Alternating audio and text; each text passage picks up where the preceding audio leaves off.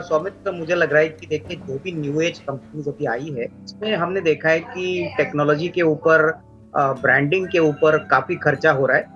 और हालांकि ये टेक्नोलॉजी डेफिनेटली इस कंपनी के लिए, फ्यूचर के लिए बहुत इंपॉर्टेंट है, लेकिन नतीजे जो आए हैं वो काफी डिसअपॉइंटिंग है। करीबन 60% रेवेन्यू आने के बाद जो कामकाजी मुनाफा है वो गिरा है, प्रॉफिटेबिलिटी नेट लेवल पे गिरी है। और सबसे बड़ी बात, मार्केट वैल्यूएशंस को लेके काफी चिंता में है। मैं समझता हूँ कि देखिए न्यू एज कंपनीज में जो वैल्यूएशन चल रहे हैं, मुझे लग रहा है कि इसमें डेफिनेटली आगे चल के थोड़ी और कटाई आ सकती है अगर ऐसे क्वार्टरली नंबर्स मार्केट्स को प्रेजेंट होते हैं। तो मेरे ख्याल से देखिए लॉन्ग टर्म तो अच्छा ही है, लेकिन at least in the short term मैं इस शेयर को अभी इमीडिएटली नहीं खरीदूंगा। मैं थोड़ा सा इंतजार करूंगा, क्योंकि मुझे लग रहा है कि कहीं ना कहीं मार्केट उम्मीद करेगा कि ऑपरेटिंग इबिटा बढ़े, प्रॉफिट लॉस का पिक्चर थोड़ा सा अच्छा हो और विजिबिलिटी अर्निंग्स की हो। इस प्रकार के नंबर्स में मुझे नहीं लग रहा है मार्केट्स में कोई किसी को एक्साइटमेंट होगा कि वो शेयर खरीदे। तो आज जो 6-7% आज शेयर गिरा है, वो शायद आने वाले दिनों में भी थोड़ा सा नरम रहेगा जब तक कंपनी के परफॉर्मेंसेस थोड़े से बेहतर ना हो।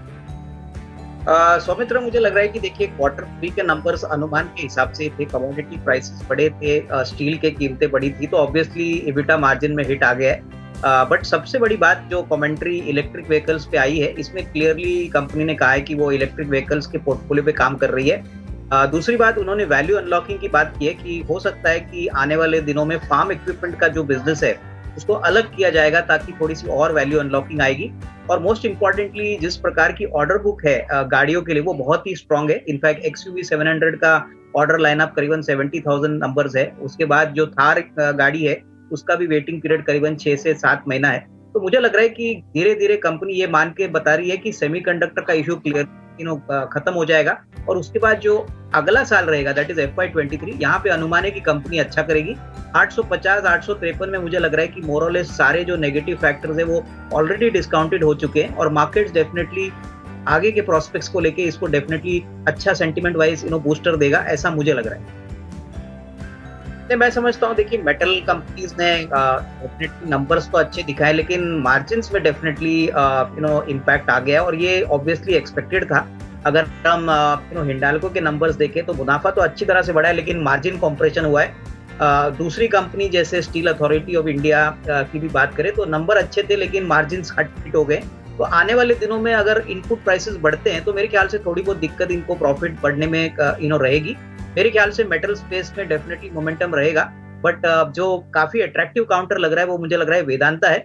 वेदांता में मैनेजमेंट कमेंट्री अच्छी है, उन्होंने अभी रिस्ट्रक्चरिंग के बारे में क्लैरिटी दी है, और इस प्राइस पे मुझे लग रहा है कि ये अच्छा वेल डाइवर्सिफाइड एक मेटल प्लस एक ऑयल कॉन्ग्लोमरेट है, जहां पे ऑयल के क्रूड प्राइसेस का भी बेनिफिट इनको मिलेगा।